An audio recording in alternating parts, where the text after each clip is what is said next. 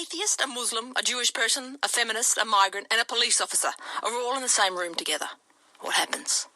Sounds like a complicated version of the classic joke, but you'll find out what happens with my two next guests, because it happens in schools for years 9 to 12 students in a new program called Ask Me Anything. It's to give students, I guess, the opportunity to ask, literally, anything of the guests that are there before them. A fantastic concept in a world where communication is king. If you can talk about it, it just solves a lot of problems. But who do you find to talk to and ask the trickier questions of? Certainly, if you're in your own little world. So, joining me this morning, Shifra Joseph from Ask Me Anything. Good morning, Shifra. Good morning. Thanks for having us. And Scott Kneebone. Good morning. Good morning. Tell me, what is the Ask Me Anything program? What's the idea behind it?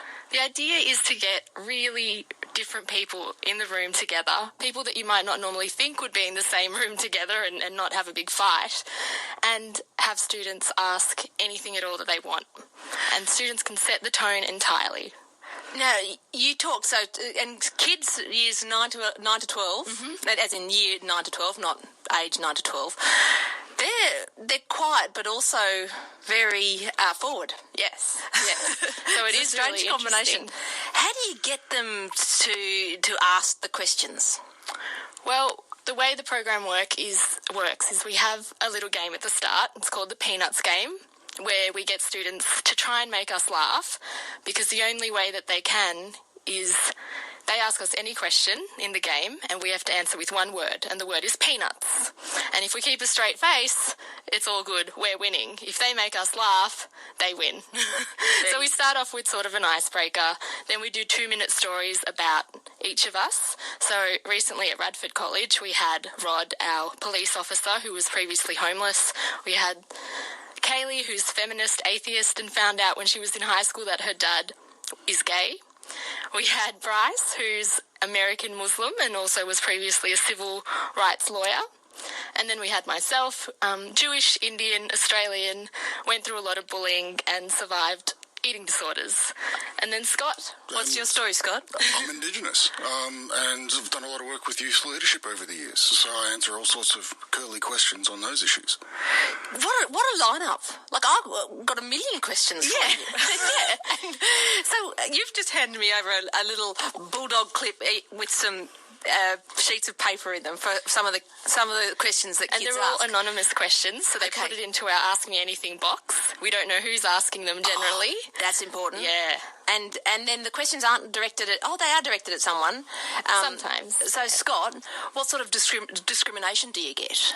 It varies a lot on the situation and point in my life. Often start this out with... employment discrimination and housing. I've experienced that from various landlords and employment opportunities. So a lot harder to actually get a job. You're facing a lot of that unconscious bias. And then I can also take it into some of the lateral discrimination as well, which is awkward in itself. You've got Indigenous organisations and you have to do the right things to actually get that assistance, and that's been an ongoing issue. And I've talked about my experiences through that. Gee, it must be good. The questions here, were you ever tempted by drugs or alcohol? Yes. Mm-hmm. Yeah. Yes. So and we're just normal people standing at the front saying that the things that the students are going through are things that we went through as well, despite being quite different. Yeah, and then the follow-up question, like to me, to that is going, oh, what did you do? How did you deal with it? Did you succumb to it and find yourself in a hole, or did you push it away? Or did you experiment? Did you experiment? So is there an opportunity for them to follow up if you just... Yes. Because obviously you don't just say yes. Yeah, no, we do talk about it. Well, luckily in the Jewish religion, it's okay to drink alcohol and it's okay to be a bit silly with alcohol sometimes, but my parents always set the boundary on how much it's okay to drink and when you start drinking and what's healthy and what's not, and I was generally good with that. I did experiment a bit, but generally my family and my upbringing sort of set the tone for how I would end up now as an adult using drugs and alcohol, or alcohol and not drugs. Are there some questions that are totally out of order? There's a silence there that you go, We had one about, it was a maths question. So a maths question? Yes, it was square root x, y, 3 plus something something, Smarter. simplify. And so Bryce, who is the Muslim presenter, and myself said, nah, we're going to do it. And Kaylee as well got into it. And we worked it out on screen. And we role modelled how an atheist, a Muslim and a Jewish person can cooperate to solve a maths question. On the fly too, because fly. it's experimental. It's an interesting way of because the outcomes from a program like this must be good. What's the response after you've been into a school and chatted with the kids and they've bombarded you with questions, because there is a big pile of questions here. They're not shy, are they? And that's not all of them. That's a snapshot. Yeah, I can imagine. Yeah. What's the feedback? After Radford College, we had a lot of kids come up to us and actually just want to have those one-on-one conversations and say, thank you for answering my question, or go a bit further into it.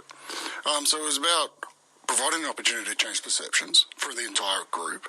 We did that, and then there was further conversations. So it was just about opening minds and getting people just to think a bit more broadly, and it works fabulously. How many schools have taken it up? At the moment, just a few, not many, but we are looking for more schools to come forward and put in a booking, because we are all volunteers. Really? We go into schools it's for free? No charge, yes. Wow. It's just wanting to break down barriers, dispel stereotypes and reduce prejudice. So that's your drivers, which is a pretty strong drivers for all of you, because you've all been there. Absolutely. Yeah, well, to give you an example, my first experience with Indigenous culture, what I learnt at school, in primary school, was that I was a cannibal. That was my first lesson. Really? Yeah. I went home, I was excited, because I'd read about cannibals and pirate books and things. I went home and told Dad, I'm a cannibal, so are you. Isn't this great? And his thunderhead started forming above his head, and he jumped straight in the car and went down and gave the principal a good word. And they changed it. So this is about continuing that change about what we actually learn in schools and just opening it up. And that's where it's got to start, doesn't it? I think so. And you say you go into primary schools, Yes, Scott? I do go into some primary schools and first introduction to Indigenous culture. So I show the kids some art and explain what that can mean. And then I go through the differences between an acknowledgement of country and a welcome to country, why that's important, what we do. I show the kids how to door knock. So a bull roarer. So when you've got Indigenous groups coming up to the edge of their territory wanting to cross lands, they use that tool as basically a giant doorbell to let people know they're coming across. That's great. Really spin it around and it makes it... Yeah, that's the one. Wow, fabulous. I reckon we all need that education, don't we? I think we're all... The older we get, the more afraid we are of asking the question or over...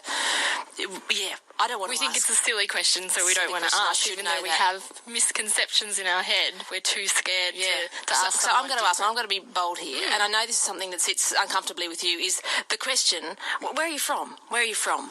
And often this is he's nodding going, I know, it's the cringy question, but sometimes I find myself lapsing into that question because of an uncomfortable moment in a conversation or as a starter, like it's like the hors d'oeuvre before a conversation started. And I might be referring to what part of the country, what country is yours? Are you from, Yep. And I don't ask, and then this sort of horrible silence follows, and then I just walk away and find, uncomfortably. Yeah. So what should I ask when I, if I want to know a bit more about your heritage, your background, where you're from? Okay, it's good that you're inquisitive. That's the first start. And normally when you're out with your friends and you meet someone new, the first question you normally ask is, what do you do? Rather than where are you from. Yeah. So it's automatically jumping to based on what I look like. Yeah. So you never ask what do I do, those types of things. Just like every other question, every other conversation, start it the same way. You ask name first, maybe. Get that out of the way. Yeah. There's a good TED talk on this as well, and the speaker said, ask not where am I from, but where am I local? Oh, which is lovely. Where are you local? Where's Canberra? Yeah. Yeah, or because there's a bit of ambiguity as well, you can ask what's your heritage. Oh, is that Yeah. I don't like that question though, because I know often the only brown, I suppose, coloured woman in the room, I do get asked that, where are your grandparents from? What's your heritage? And I think in my head it's because I'm the only brown person in the room, and that singles me out, and I hate that. But it might be an interesting heritage rather than our boring old Irish. You know, if I say Irish, shut down. You know, shut down. Boring. Whereas I want to know what fascinates me. Yeah, I'm sure it is interesting, but after meeting you 30 seconds in, there's much more interesting things. Don't ask me what. Yeah, and it's that thing, isn't it? It's that openness, and you guys are so obviously so open about the discussion and warm and wonderful that I would have no problem in, you know, it's...